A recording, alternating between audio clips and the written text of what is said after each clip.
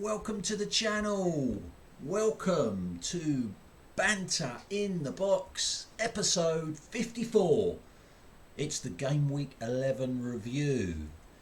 We are in the midst of another international break, so that means that Banter in the Box is coming to you a little bit earlier than normal because there are no midweek games. This week's edition, we've got your Game Week 11 winners and losers. 4 winners, just the 2 losers. There wasn't a lot of movement in the table because we only had the Premier League games at the weekend. But it was the first full Premier League fixture weekend of November last weekend, and so that meant another round of FFFL group stage matches took place. We'll be reviewing the FFFL Cup as it stands with one more set of group stage matches to go and a manager of the season update. Some of you I know are going to be kicking yourself because you haven't had a guest since last week's video, but hey, that's life. But did anyone get the 4 managers after it rolled over for a third week and pick up those 6 manager of the season points? We'll be finding out later. So your Game Week 11 winners, take a bow. Coldplay United climbed a place to 24th. May not sound much, but that is Coldplay United's highest position since way back in Game Week 2. So that's enough to get Martin a weekly win nod.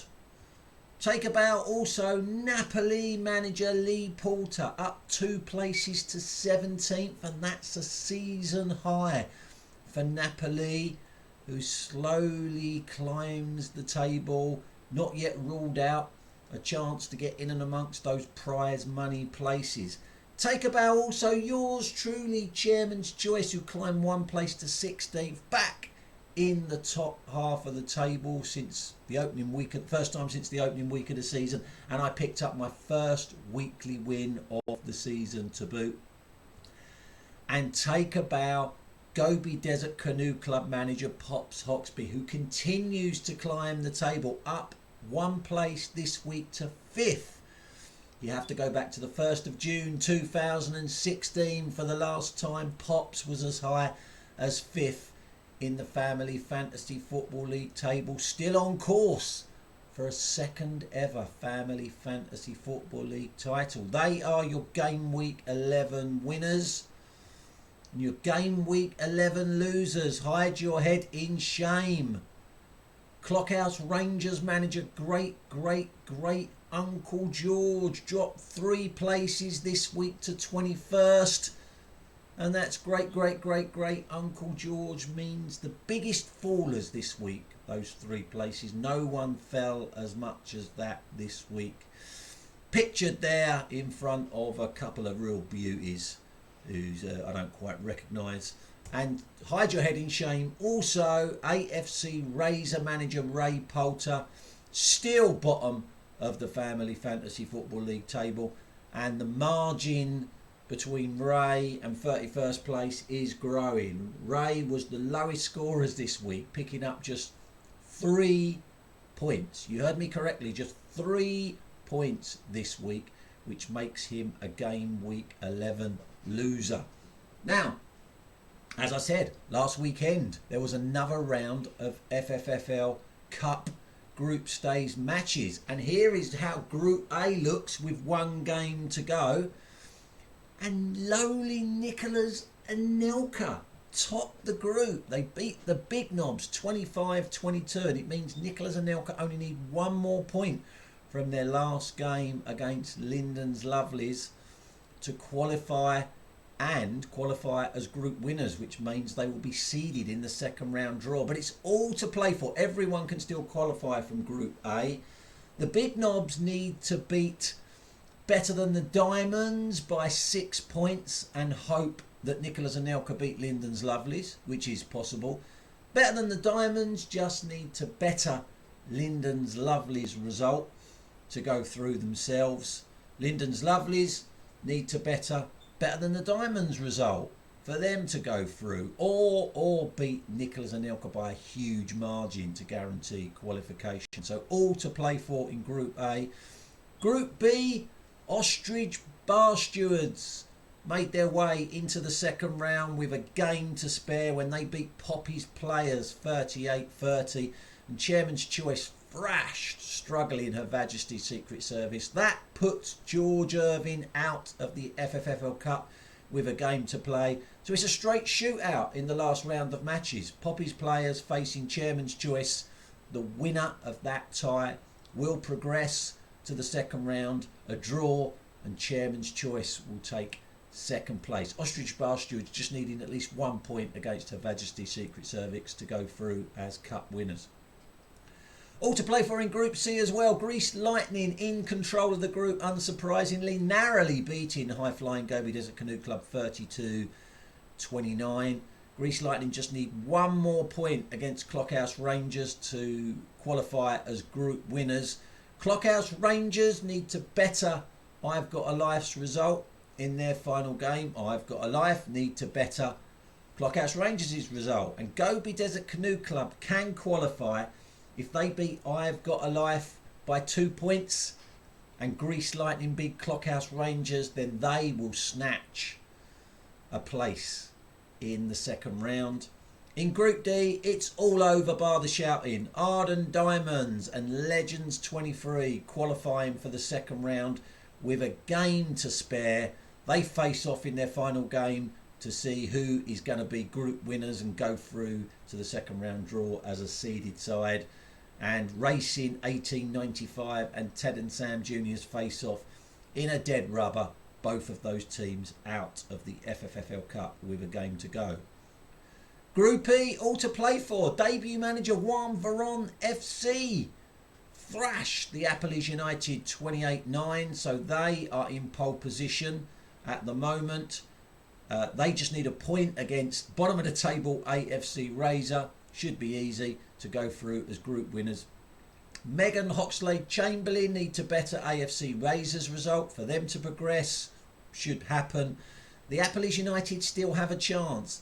If they can thrash Megan Hoxlade Chamberlain and AFC Razor lose, then they can grab a place in the second round of the Cup. And it's all over in Group F. Well, we're used to group of deaths in group stages of competition. Group F is the group of life.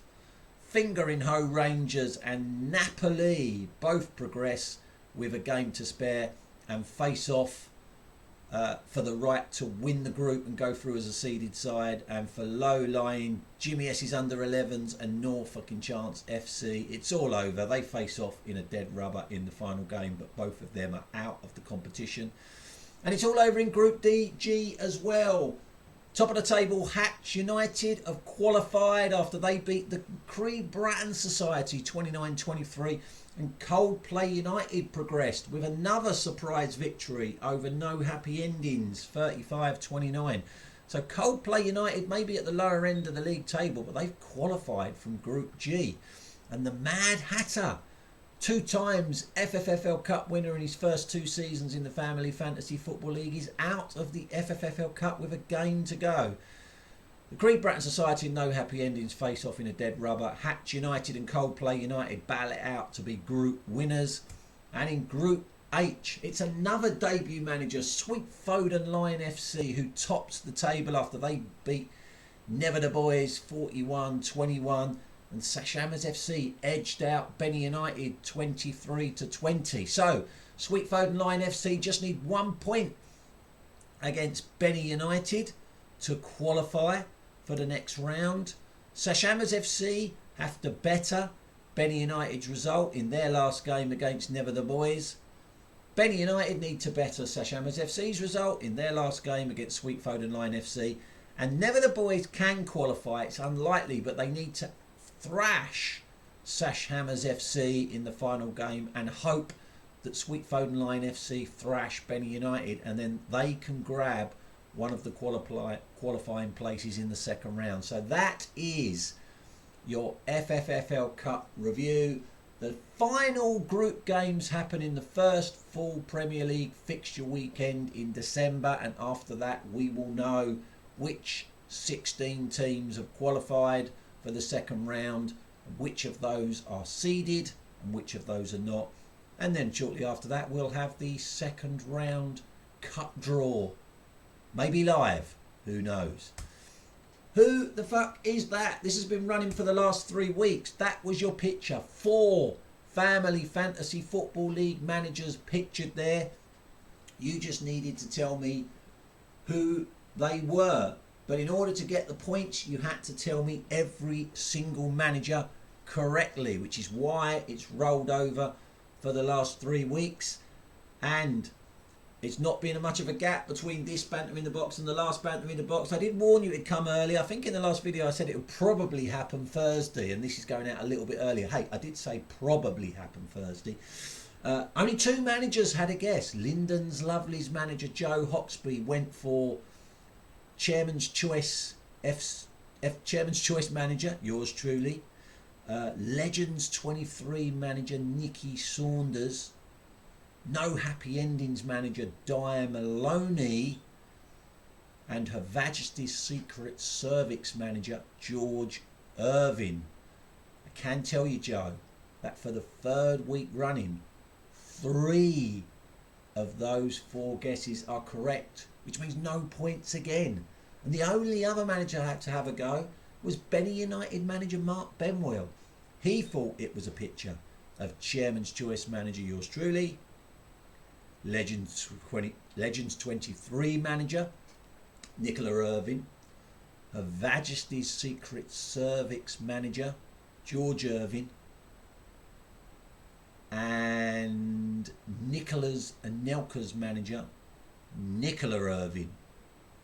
And I can tell you, Mark, that that's the correct answer. So 6 points going to Benny United manager Mark Benwell, which means, oh, and that's just the proof. There is the actual picture of the 4 managers there for you all to see.